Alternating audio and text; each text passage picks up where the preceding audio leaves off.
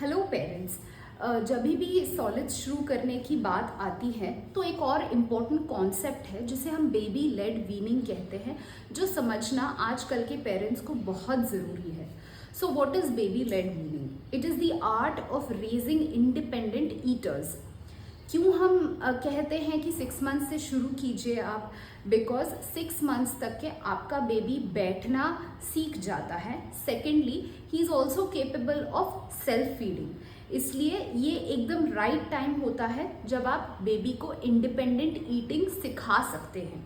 सो कैसे शुरू करना है? तो बेसिकली इसमें हम प्योरेड फॉर्म ऑफ फूड से जंप करते हैं to finger foods. So what are finger foods? Basically finger foods यानी कोई भी टाइप का फूड जो है बेबी के थंब और इंडेक्स फिंगर में इजीली मैश हो जाना चाहिए, प्रेस हो जाना चाहिए। ये सारे टाइप के जो फूड आइटम्स हैं वो बिल्कुल आप एज फिंगर फूड्स बेबी को ऑफर कर सकते हैं। बट ऐसा टाइप का फूड बिल्कुल ऑफर ना करें जिससे एक चोकिंग का डर रहता है। जैसे रॉ एप्पल्स रहते हैं, नट्स रहते हैं, ड्राई फ्रूट्स रहते हैं। These kinds of foods can cause choking in your baby. तो इसलिए ये सारे फूड्स आपको अवॉइड करने हैं। So what kind of finger foods can you offer your kid? So examples के लिए आप सारे टाइप के overcooked boiled vegetables offer कर सकते हैं। Boiled carrots, beans, broccoli, cauliflower, ये सारी चीज़ें। बॉइल्ड पोटैटोज यूज़ कर सकते हैं, स्वीट पोटैटोज यूज़ कर सकते हैं। वैसे ही आप धीरे धीरे अलग टाइप के टेक्सचर्स भी यूज़ कर सकते हैं, आपके बेबी को ऑफर कर सकते हैं। जैसे आप खिचड़ी वगैरह, मतलब ज़्यादा पानी ना डालते हुए उसे थोड़ा थिक बना के बेबी को ऑफर कर सकते हैं। और जैसे जैसे बेबी का एक्सेप्टेंस इंक्रीज होता है, इम्प्रूव होता है, वैसे ही आप धीरे धीरे टेक्सचर्स और भी डिफरेंटली बेबी को दे सकते हैं। जैसे आप इडलीज का इस्तेमाल कर सकते हैं, वैसे ही आप चीले दे सकते हैं, डोसे ऑफर कर सकते हैं।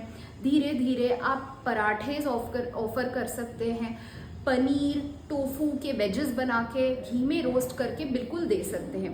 बट याद रखिए, जैसे आप अगर पराठे या चीले ऑफर कर रहे हैं तो ट्राई कीजिए कि उसे वर्टिकल स्ट्रिप्स में काट के दीजिए, क्योंकि उससे क्या होता है कि बेबी का एक ग्रिप इजीली बन पाता है फूड के साथ, जिसकी वजह से वो आसानी से उसे खा पाता है। तो इसका सबसे इम्पॉर्टेंट एडवांटेज ये है कि बेबी करेक्ट तरीके से खाना खाना सीखता है। क्या करता है वो? पहले अपने खाने को च्यू करता है, फिर स्वॉलो करता है। बट जब आप सिर्फ प्योरेड फूड उसे ऑफर करते हैं तो वो कभी भी उसे च्यू नहीं करता है, डायरेक्टली स्वॉलो करता है। सेकेंडली, इसमें क्या होता है कि आप हमेशा अलग टाइप के टेक्सचर्स जब बेबी को ऑफर करते हैं तो पहले तो बेबी बहुत पॉजिटिवली एंगेज होता है अपने खाने के साथ, और वो उसके साथ खेलना शुरू करता है। एंड वैसे ही खुद अपने हाथ से सारे टेक्सचर्स महसूस कर पाता है और उससे बहुत ही ज़्यादा पॉजिटिवली एंगेज हो जाता है। तो और एक चीज़ जो सबसे इम्पॉर्टेंट है कि जब भी बेबी अपने आप को सेल्फ फीड करता है तो एक सेंस ऑफ फुलनेस जो है वो अच्छे से अपने आप समझने लग जाता है। बट जब पेरेंट्स अपने बेबी को खाना खिलाते हैं तो उस समय होता क्या है कि बेबी अपना सेंस ऑफ फुलनेस ठीक से समझ नहीं पाता है और इस चक्कर में ज़्यादा ओवर ईट कर लेता है। ओवर ईट करने से जो बच्चे इतने छोटी उम्र से ओवर ईट करना शुरू करते हैं, in the long run obesity के चांसेस ऐसे बच्चों में बढ़ जाते हैं। कुछ चीज़ों का ख्याल जो पेरेंट्स को रखना बहुत ज़रूरी है जब वो बेबी लेड वीनिंग प्रैक्टिस करते हैं। सबसे ज़रूरी बात कि ये हमेशा एक सुपरवाइज्ड प्रोसेस होना चाहिए।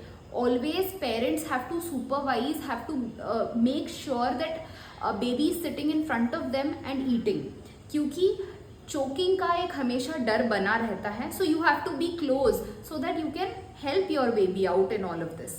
Secondly, एक फिक्स शेड्यूल होना चाहिए मील्स का। बेबी के मील्स हमेशा फिक्स्ड शेड्यूल में देने चाहिए आपको। Thirdly, at least try to have one meal together as a family. ये एक बहुत पॉजिटिव एनवायरनमेंट क्रिएट करता है। बेबी जब अपने पेरेंट्स को देखता है खाना खाते हुए, so he is getting very positively engaged with all of this. And सबसे इम्पॉर्टेंट चीज़ जो है, please avoid any type of screen time when the baby is eating.